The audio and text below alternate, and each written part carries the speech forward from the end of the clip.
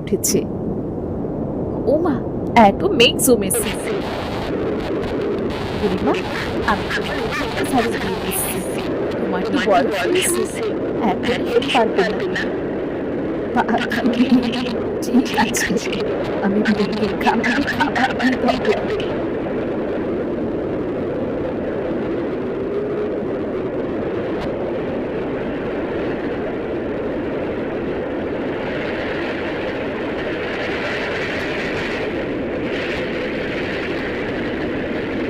বুড়িমা, তোমার দেখি অনেকগুলো ছিপ আছে, একটা আমাকে দেবে? আমার খুব মাছ ধরতে ইচ্ছে করছে। আগে তো রোজ মাছ ধরে আনতাম আমরা। না না,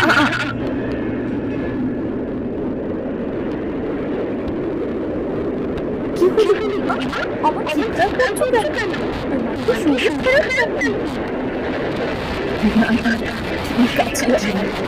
বিকেল দিনে যদি নদীতে মাছ ধরতে যায়, তাহলে তাদের নিয়ে চলে যাবে।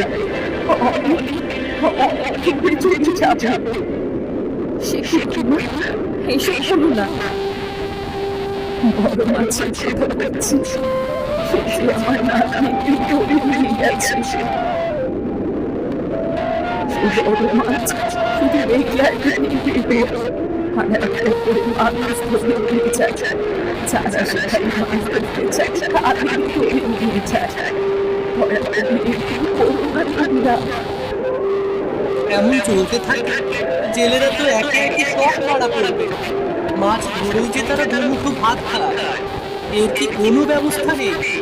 আমরা সবাই মিলে কি ওই বড় মাছকে মেরে ফেলতে পারি না?